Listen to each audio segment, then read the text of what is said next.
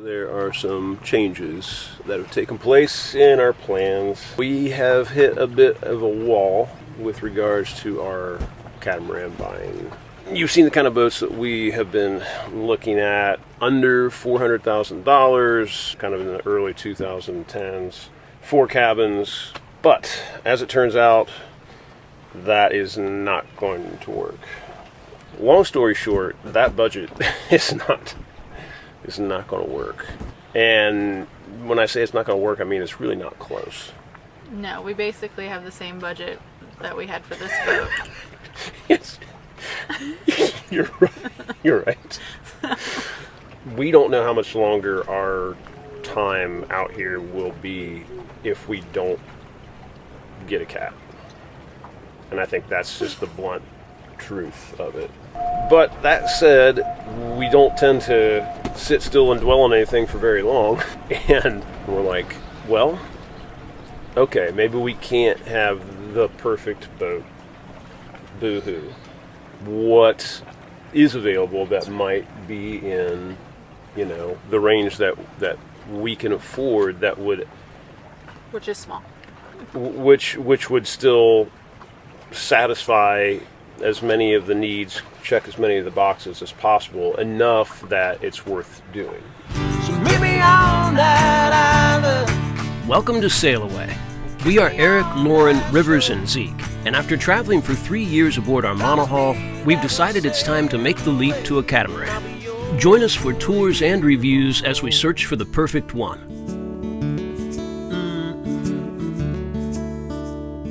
Good morning. Hey, I got coffee even, except it's coffee with almond milk in it. Gosh, you're such a baby. I'm choking it down. This week's boat is the 2006 Dean 441, and we personally have changed our search parameters. So this boat is going to mark the beginning of a separate category. We're going to continue touring boats, we think, in the previous category, and we want to look at some in some other maybe more expensive categories just for fun. Based on our own personal search, the fact became obvious that $400,000 was not going to work for us, mostly from the loan standpoint, not so much a credit or ability to pay sort of standpoint, just the requirements of what you needed to show for a marine loan and having to have property at the same time. Even with Lauren's parents going in partially with us on this, it was still just about impossible to get a loan for anything up in that range. It became really clear it was way out of range. In the $400,000 range. So because of all the loan requirements, we have had to rethink basically everything. We can no longer do $400,000. We have to go lower and much lower. Yeah, we've come up with other ways to finance this and make it work, but at a much lower price. Right. But that also opens up this category from an age standpoint. Age is no longer a big factor because most of the reason that we were trying to keep the boat under 10 to 20 years old was to get it within a good lendability parameter. And that's not a thing for us now. So we are starting to look more at potentially older boats or just boats that are lower price that might need some love. And so that could be just about any age. The parameters we're looking at, age is not a factor anymore. We're now looking at a price of under $250,000. So that will be what this category is based on. Mechanically sound. We know boats like these are going to need a little work, but we need to be able to move aboard and be able to move right away. So we want the boat to have all its major parts, function well, be able to sail and motor without any major issues. Have most or all the components pretty much in place for daily life, knowing that we'll probably have to fix and upgrade some. But we are expecting to have some fixer-upper issues. Cosmetics, we're not going to be as focused on those because those are something that we will be able to fix and hopefully can do at a reasonable price. So we're not as concerned about maybe replacing flooring and having to redo wood and wood staining and that kind of stuff. A little bit of elbow grease and TLC. A lot, maybe. Potentially is fine. Our parameters on the actual boat are still the same. So we still need 4 cabins. We still need it to be at least 44 feet long and with like just a good layout in general for us to live, for Eric to work, for my parents to be able to come aboard for a couple months at a time, and for Rivers and I to have space. So basically all of the categories are the same except for our last category. So we have build quality is number 1, sailability is number 2. The trampoline, which is Rivers category, is number 3. Livability, and then the one that has changed, it used to be the X factor, what kind of puts certain boats apart in the feel. Now that the feel is going to not be so important because it's kind of... Might be looking at a rough boat, so you're not going to get the feels for all these boats. No, so that category has now changed to value, and our opinion on if the price is worth the boat. Right, and what things good and bad about it play into its value for what you're paying for it. And as always, those are going to be judged by thumbs. 1, That's the one. 2, Wait. 2. 3, 4, and 5. Yes. All right, let's get started. The 2006 Dean 441.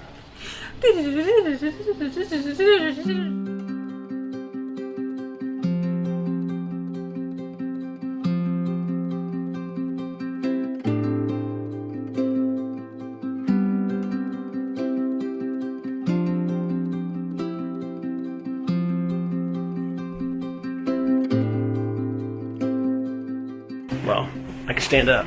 Kind of. Not there though. It's close.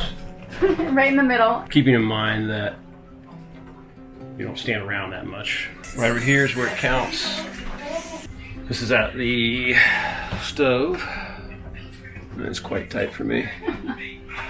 But again, when you're like actively doing things, it's not as big a deal. It's fine in the sink. I got this nice big hatch over my head. The space is really good. I mean, as far as what all is involved, like space-wise. This is the starboard hull, which is in pretty good shape. And then we got this entire sort of like walk-in, it's almost like a walk-in closet if you want it to be. So that would obviously be storage of some kind. A humongous bed. Just massive. Tons of storage. Some big, some small, but there's nooks like everywhere. So the doors are a little tough to get open. Woodwork is rough. Pretty much almost everywhere. Like the upper levels, like up around there. That's how it should look. This down here does not look like that. So there's some serious elbow grease that would have to go into making it look nice again. Nice solid doors. It makes a really nice room. It's a very nice cabin. And the headroom in here is monumental. It's because obviously you gotta be able to get up on the bed and everything, and I've got 6 inches above my head probably. The aft cabins are the smaller ones in this.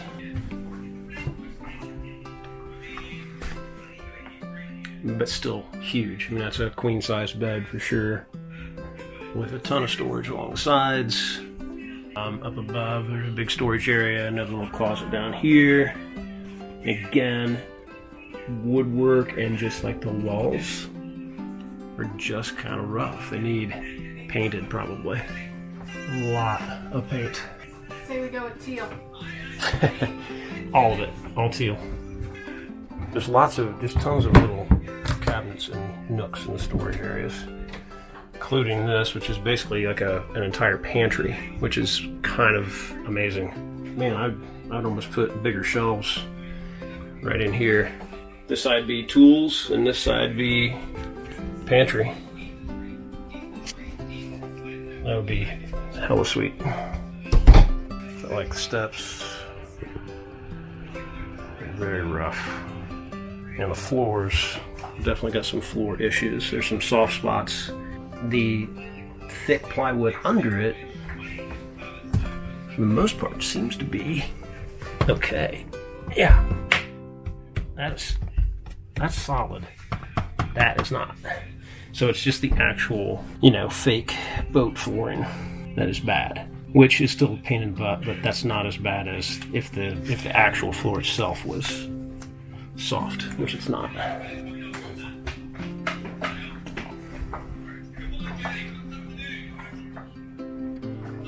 Huge dinette area, which we talked about.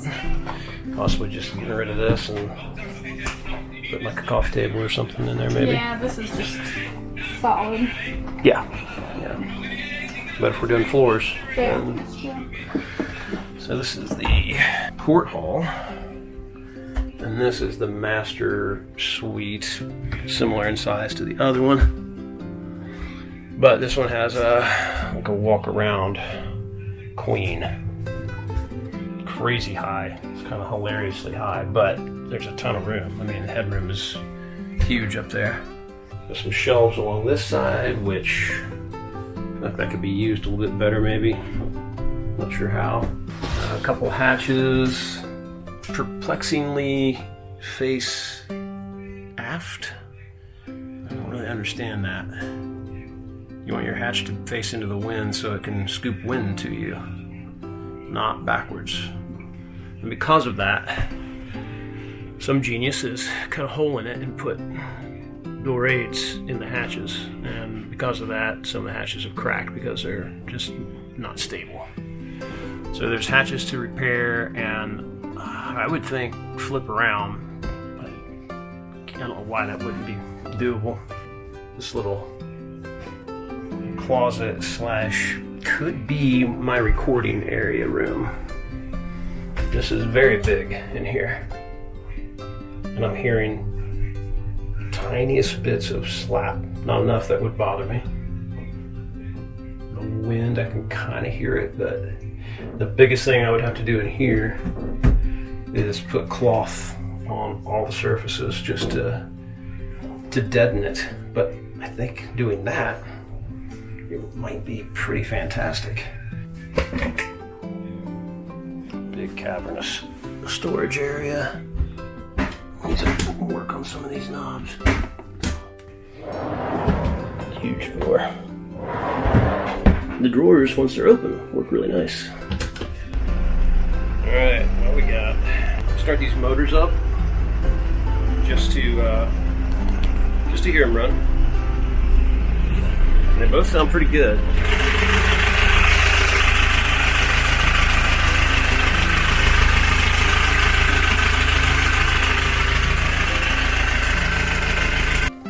One thing I wanted to look at was the black water tanks. So we're down in the hall, and in the floor here, black water tanks all the way down in the keel, which is pretty cool. That's a pretty sweet way to do it, in my personal opinion. This has a Y valve right there that they have disconnected on this side, and they've just got it running straight overboard. So this tank is not being used. I'm going to check the other one and see.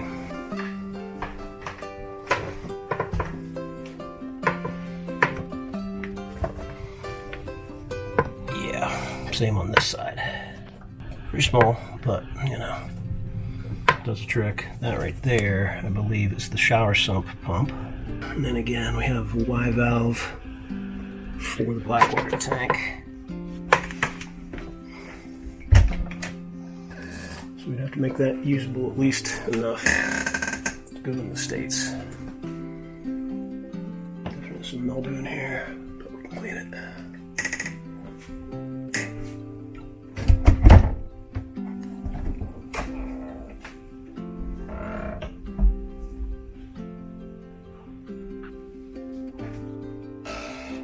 Alright, covers a few things I didn't know.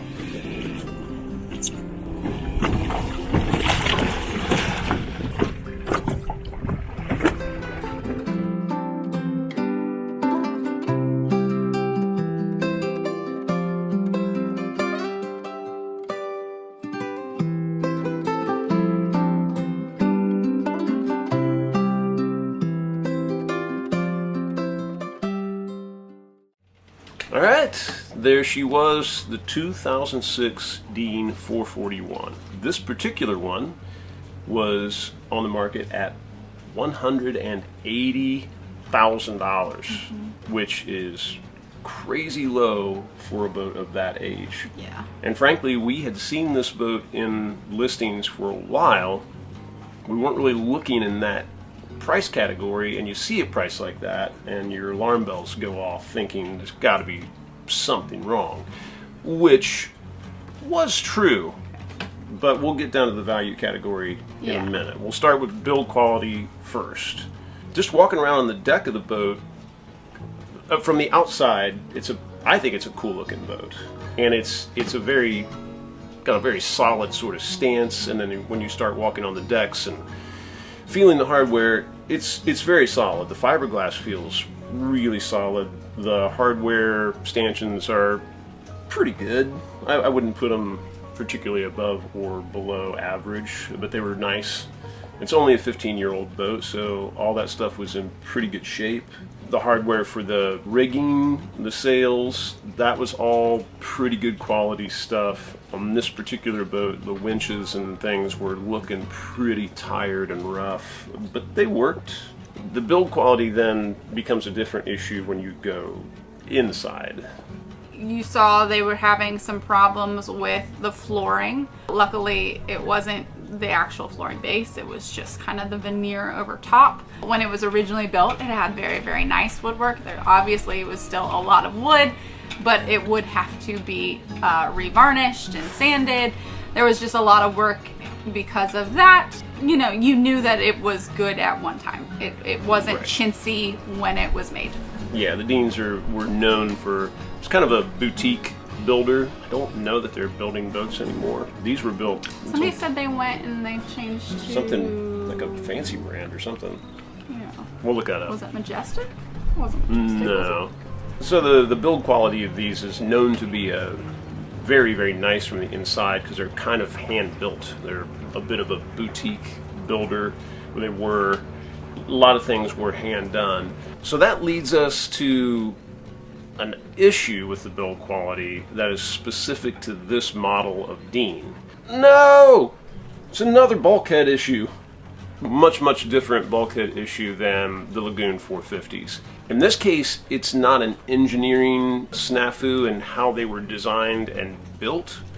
It's literally a person in the factory messed up the layup of the bulkheads in like a certain run of these boats. It's something like 20 boats out of their whole run, and they know exactly which ones because they know like when it happened. They narrowed down what happened and who did it, which that can't be good for that guy. So to fix it, they had to go in and literally kind of replace those entire sections.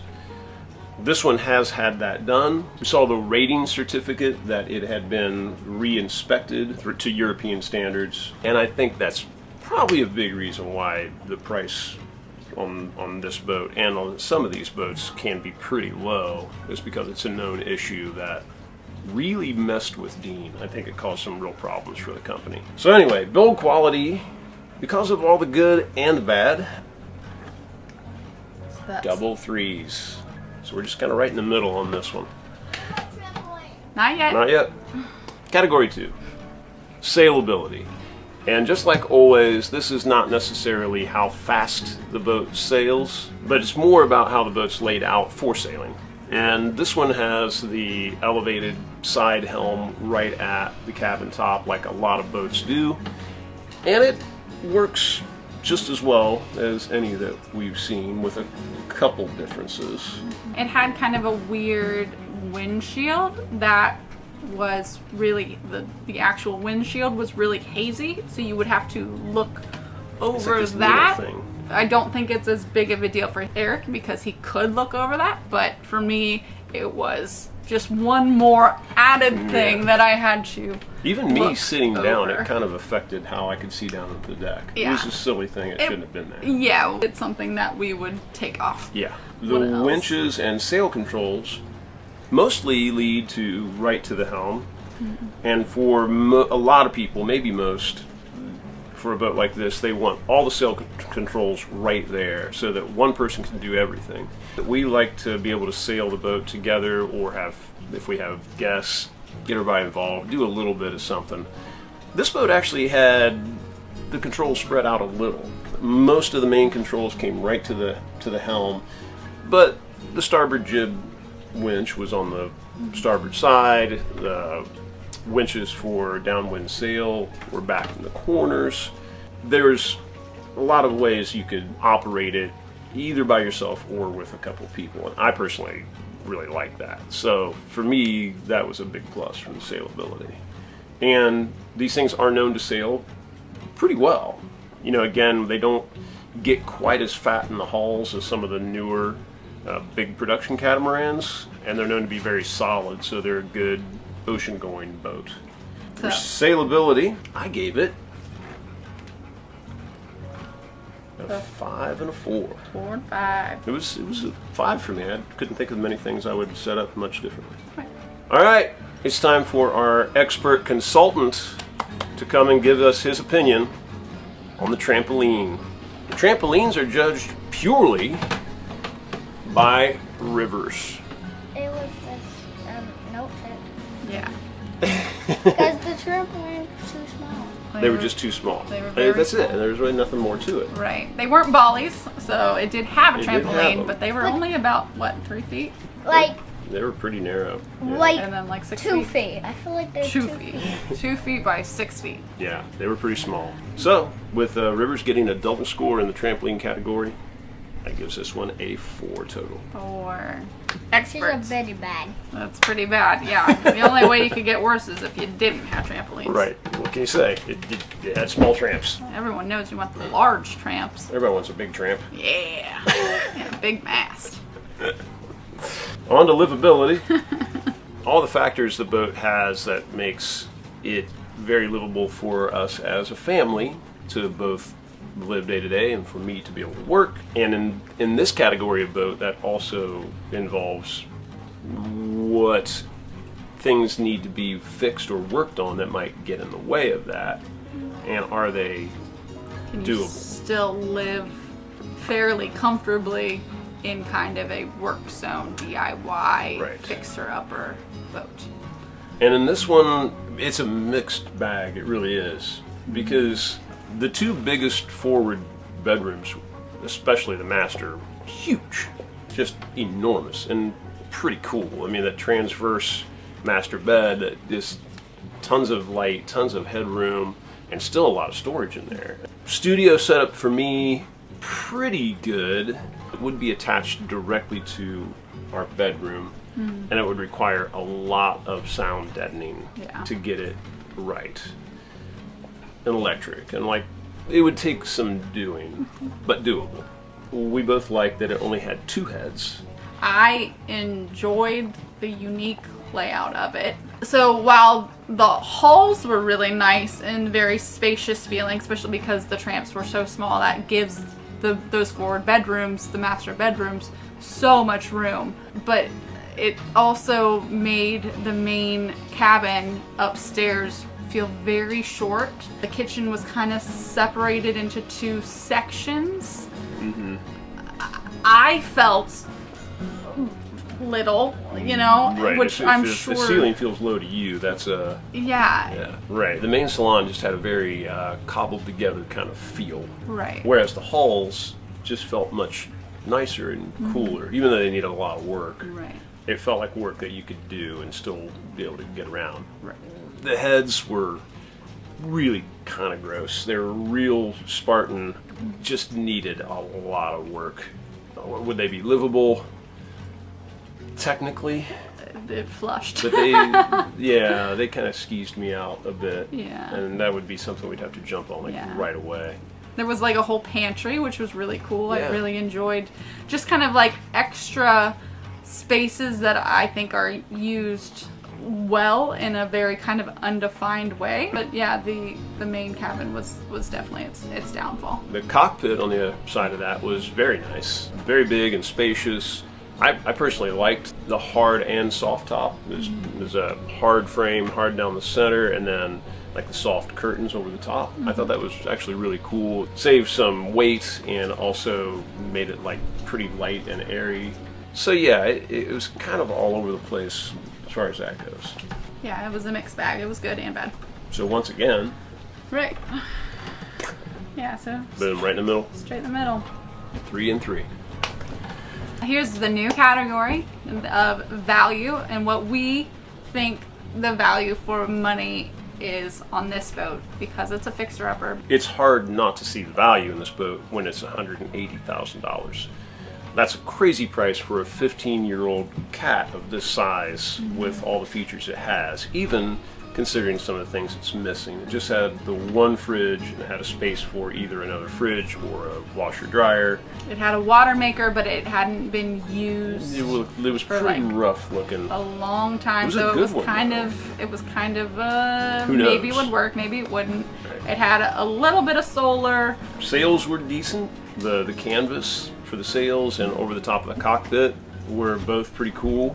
Even the cushion covers and things like that were nice. So there were a lot of things that didn't need help. The interior was the main thing. Yeah. It had the mismatched engines, Vetus on one side and a Yanmar on the other. But they both ran fine. And after all, you got 2. You had gone and did a look at the bottom and everything Eyeball it, yeah. seemed very solid. No obvious signs of distress or damage. Yeah, like the bones of this boat, as we mentioned earlier, like mechanically, all the stuff is there to hop on it and go. You're going to want to fix some things, especially on the inside, to make it homey and nice. Yeah, in a few places, it needs a lot of help.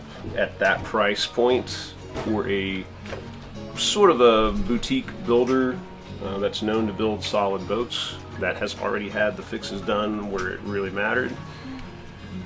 44 feet under $200,000. Like, Yeah. can you That pass looks that up? nice. From the Yeah, outside, it from looks the great. You know. So, for So, value, despite all the work that we know would go into this boat, the value is pretty undeniable. we have not seen any other boats in that price range, in that year, in that Right. length. So, That are Just- not just wrecks. right, that Yeah. wasn't already sunk and Too far and for brought us. back out. Yeah. We thought it was a really good value.